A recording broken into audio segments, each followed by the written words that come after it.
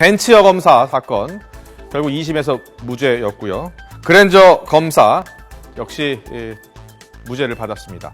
당연히 유죄일 줄 알았던 사건들, 그런데 법의 판단은 이처럼 무죄였습니다. 기억이 나실 겁니다. 대가성을 입증하지 못하면, 직무와 관련이 없다면 뇌물죄로 처벌을 할 수가 없었습니다. 그래서 나온 게 김영란법입니다. 기업이나 스폰서가 공무원에게 일상적으로 금품을 준다면 나중에 특혜를 받더라도 대가성이 없었다는 논리로 빠져나가게 되는 이런 부조리를 막자는 게 취지입니다. 몇 회 정도 순수하게 할 수는 있겠지만 궁극적으로는 왜 유난히 공직자에게만 도와줄까? 우리 공직자가 월급이 너무 작아서 생활할 수가 없을 정도인가?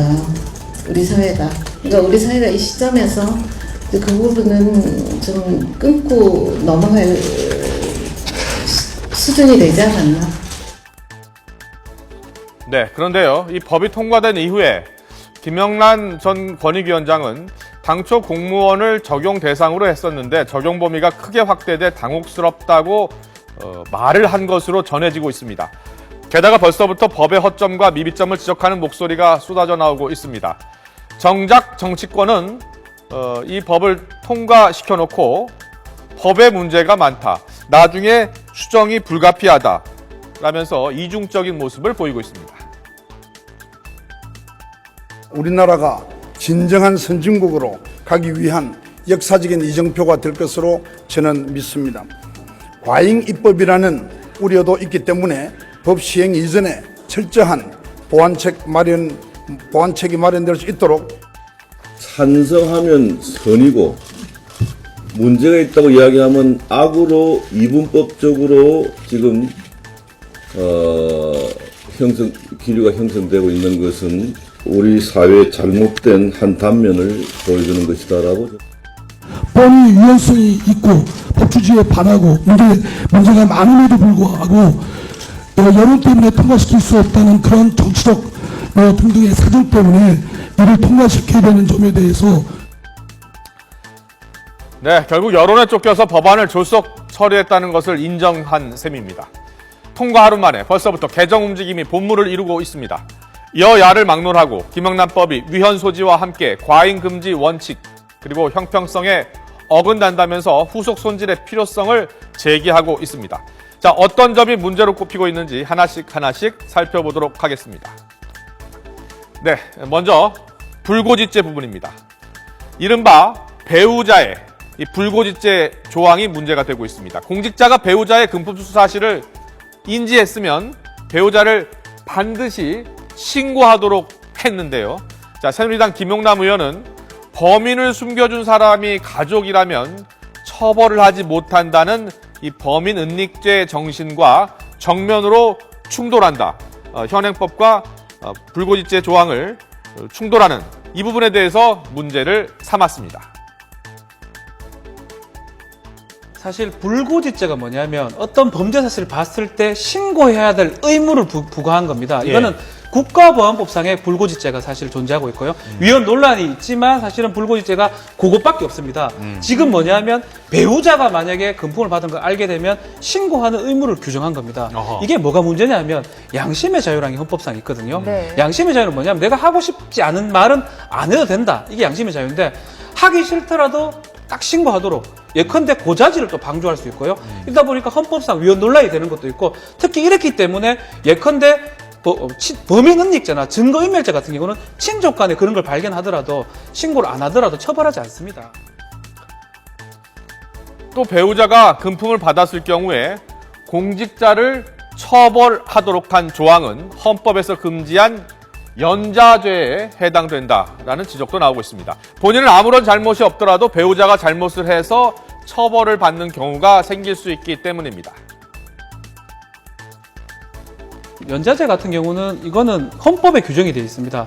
친족 행위, 자기의 행위가 아니고 친족의 행위로 어떠한 불이익한 처분을 받지 않도록 되어 있거든요. 이거는 헌법 규정인데 결국은 배우자가 지금 말씀하신 것처럼 결국은 본인이 받는 거지만 배우자가 몰래 받았다 했는데 그걸 신고 안 하고 했다가 해가지고 본인이 처벌받게 되면 내가 한 행위가 아닌데 남의 특히 배우자의 행위 때문에 처벌받기 때문에 이거는 연좌제 조항에도 걸릴 염려가 있거든요.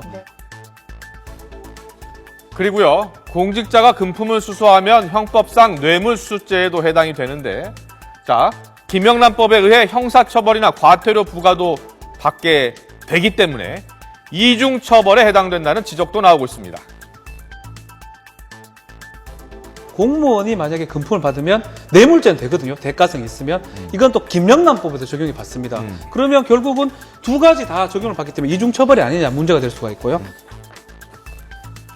자, 이 법을 만든 국회의원들은 일부 처벌 조항에서 예외로 규정한 것도 지금 논란거리가 되고 있습니다. 부정청탁 유형과 유사하더라도요, 국회의원, 지방자치단체장, 지방의원 등 선출직 공무원들은 공익 목적으로 한 행동에 대해서 처벌하지 않는다는 내용이 포함이 된 겁니다. 저는 가장 큰 문제가 이제 과잉금지나 행평등 치료 여러 가지가 있는데 본인들이 빠졌어요. 그렇죠. 본인들이 공직자 중에서도 이 국회의원은 그 선출직 공직자, 예. 대표적인 공직의 그 하나인데 예. 본인들의 활동은 공익이라는 어떤 그 이름에 예. 그 걸맞으면 예. 뭐 면제가 된다 이렇게 해가지고 본인들이 홀랑 빠졌는데 예. 고양이한테 생선 맡긴 거 아니겠습니까? 정말로 참 가장 기가 막힌 조항이 저는 이걸 보고 야 대한민국 국회의원분들 정말 해도 너무한다. 이거 이럴 거면 김영란법 뭐하러 만드나. 다른 거야 아니라 지금 그런 거잖아요. 어떤 직무 관련성이 없더라도 식사 대접 같은 거 함부로 받으면 안 되고 공무원 같은 경우는 그런 경우에는 뭐 대통령령으로 구체적인 조항은 정해지겠지만 적용을 하는데 그 이상을 받으면 밥 한 끼를 잘못 먹어도 과태료 처분 받는다는 게 김영란법인데. 한번 이제 뭐 승진에도 영향을 그렇죠. 미치고. 근데 5조를 딱 보면 국회의원은 두 번 밥을 먹을 수 있는 거예요. 지역구 주민들한테 밥을 얻어 먹어도 5조에 의해서 빠져나가고 본인들이 피감기관에 뭐 행정처하고 밥을 먹어도 5조에서 빠져나가는 거죠. 왜? 이 사람들로부터 의견 들으면서 한 번 밥 먹고 전달하면서 한 번 술 먹고 국회의원들은 아무 적용 대상이 안 되는 거죠. 그래서 이거는 정말로 보면서 야 이건 좀 해도 너무했다. 이런 생각을 안 할 수가 없네요. 네, 이 법의 빈틈이 많은 탓에 악용당할 가능성도 우려가 되고 있습니다. 검찰이나 경찰이 자의적으로 수사를 선택을 해서 수사를 만약에 할 경우에 과거 경찰 국가 시대로 회귀하는 것 아니냐는 우려가 나오고 있고, 더 나아가 돈을 준 사람이 악용할 여지도 크다고 합니다. 돈을 줄 때는 관계가 원만했지만 나중에 관계가 틀어져서 상대방이 법적 처벌을 받도록 할 여지가 있다는 겁니다. 제가 이 법률을 보면서 가장 사실 개인적으로 우려가 되는 부분은 예. 검찰에게 지나치게 많은 권한이 지금 주어지고 있는 법률인 게 분명합니다. 왜냐면은 사실 검찰에 대한 어떤 위치나 이런 정치적 중립성에 대해서는 이제 뭐 차치하고라도 이제 이렇게 되면은 검찰로서는 어떤 표적 수사 내지는 어떤 정치적 배경을 가지고 수사를 하기가 너무나 쉬워진다라는 거고, 이 부분에 대한 어떤 보완적인 대책이 네. 없이 지금 통과됐다는 것 자체가 저는 개인적으로 보기에 가장 우려됩니다. 검찰과 경찰이 네. 상당히 어쨌든 우리 사회를 또는 공직사회를 좌지우지하는 쥐락펴락할 수 있는 그런 이제 법안이 가능성이 이제 높은 측면이 있겠고요. 네. 그래서 이제 일각에서는 검경공화국 조성법이다 이런 이제 표현까지 쓰고 있긴 한데 아까 말씀하신 대로 권한남용이 좀 우려되는 측면이 있고 네. 검찰이나 경찰이 이제 선별적으로 수사를 진행할 수 있는 것이니까요.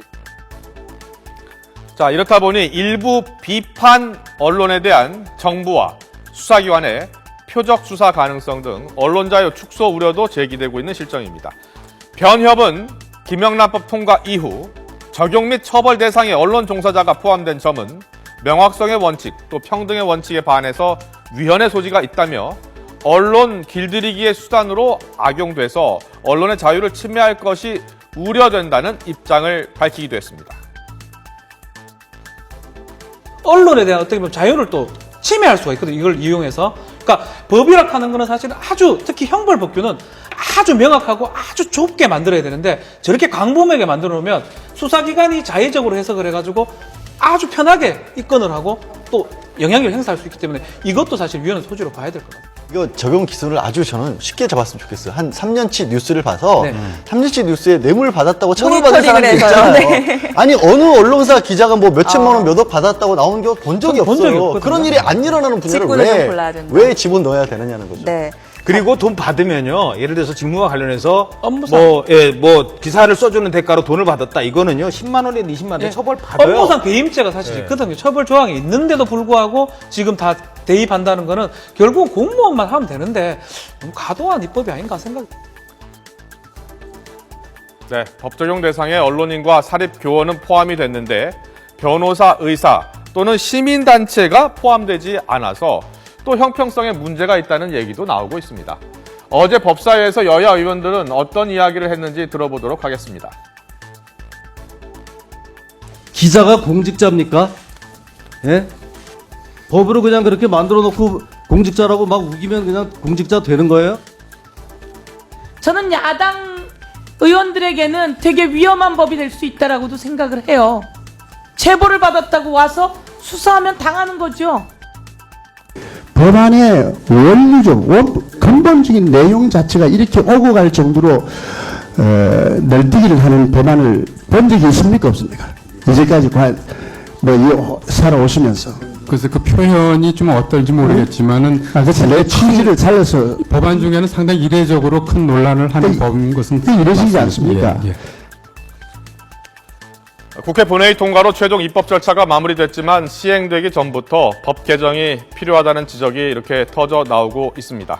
자, 허점이 많은 상태로 법을 밀어붙인 데 대해서 입법기관인 국회가 이제 법을 만드는 일까지도 헌법재판소에 떠맡긴 게 아니냐는 그런 비판이 나올 정도입니다. 시행되기 전이라도 뭐 전례가 있는지는 모르겠습니다만은 바꿔야죠. 왜냐하면 이거는 시행돼서 누구 하나가 걸리는 즉시 바로 헌법소원으로 갈 수밖에 없는 사안이에요. 그거를 왜 기다립니까? 대한변호사협회는 김영란법 적용 범위에 관한 규정의 위헌성을 지적하는 헌법소원 심판 신청을 이르면 내일 헌법재판소에 제기할 예정이라고 밝혔습니다.